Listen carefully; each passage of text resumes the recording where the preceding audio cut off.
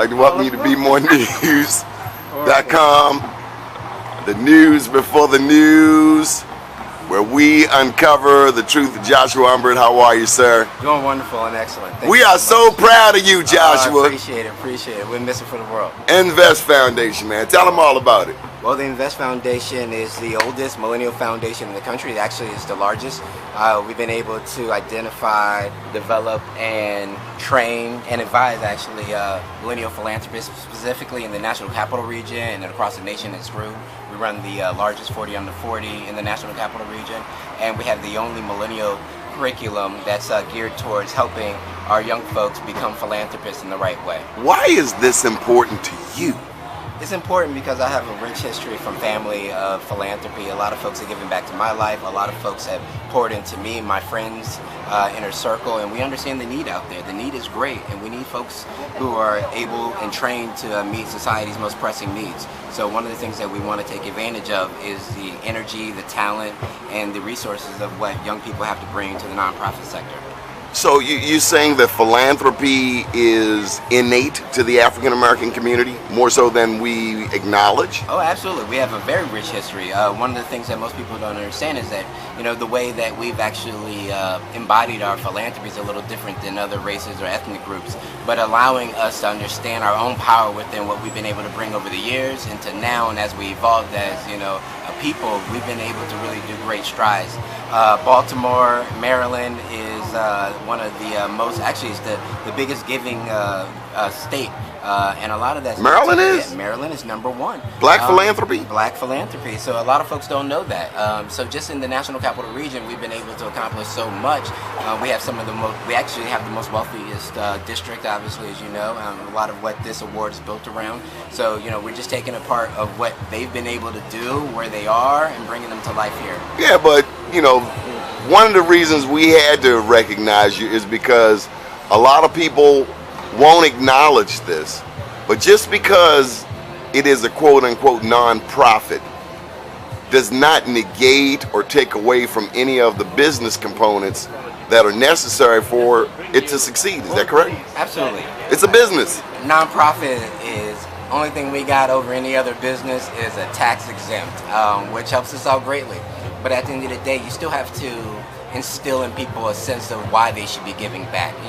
If a person only has so much discretionary funding for family life needs, you got to figure out, how of value you can bring to their lives by helping others and helping them give back, because it really does just as much for them as it does for the people they're helping. So allowing a person to understand that and bringing that all together in sort of one melting pot of, just the people we've been able to train and develop and get out there to the next level, it's been an awesome experience. Atlanta. Black business, absolutely. Philanthropy, yes. The long civil rights tradition. We're right around the corner from Ebenezer Baptist. Absolutely. What's it all mean?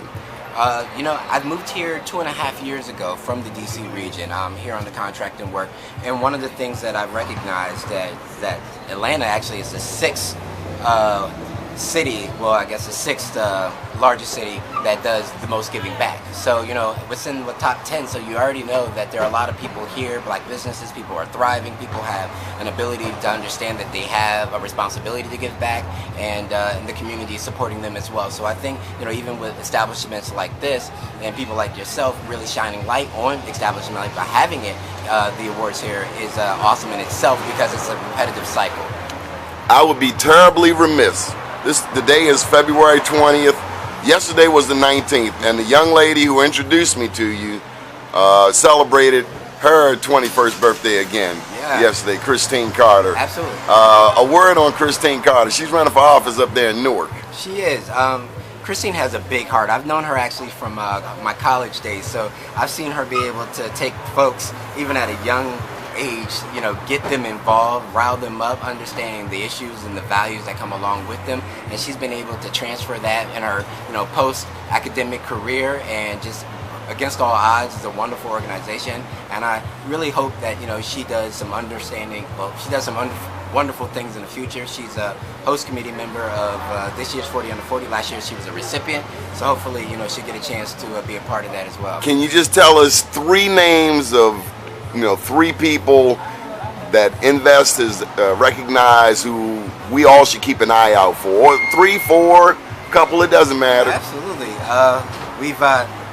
I think we're at 260, 270 recipients, so it's so hard to pick, just one recipient out of the bunch. That'll get me in trouble. All right. What cities? But we've actually covered, I want to say, 30 of the 50. Yes, we've had 30 states. Yeah, we have so many folks coming in now that have flown in for these events, and folks are, they move around.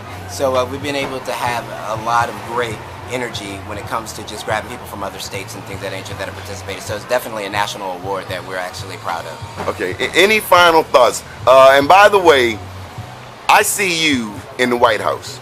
I hope so one day. I hope so. But you know what? I think you're very presidential. You know what? I think I'll do a better job serving the people in a philanthropic capacity. But I take my hat off to anyone who's in that politics. It's being from DC, I understand what that type of role takes, and I think it's great for them. But for me, my heart's in philanthropy. I want to live this legacy. I'm living my own dream, and I'm just excited. What's your dream?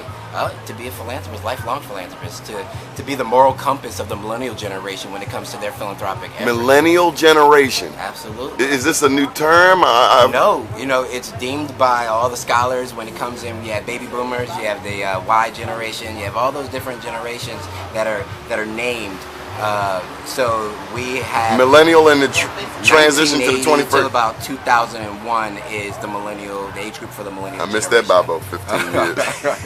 You know what I mean? I almost didn't make the cut myself, but I'm happy to be in it. I'm happy to represent them in a lot of ways, and I get so many people who come to me and ask me all the time, Joshua, what can I do?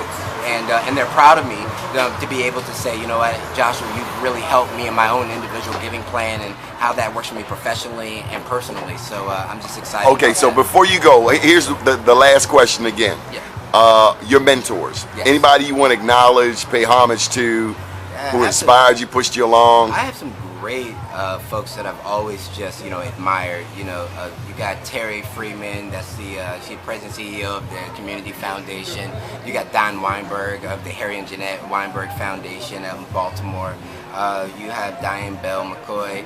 She's been doing some wonderful things with Black charities. So she's an awesome individual that I've been able to connect with. And these individuals, even though if I hadn't known them for 10, 20, 30 years, they've been able to be a sort of a map for what I wanted to be able to accomplish in my own lifetime. So I'm excited to have them as friends and for them to pour into me. How can people get in touch with you, stay abreast, follow what Invest is doing? Yeah, awesome question. See, this is why I know you're good at what you do.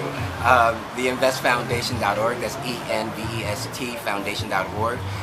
We have events throughout the course of the year, about 5 events, and they're all geared towards helping people find their path within philanthropy. All that information is on the website.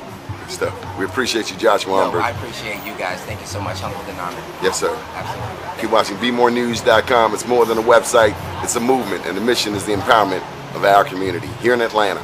I believe in it.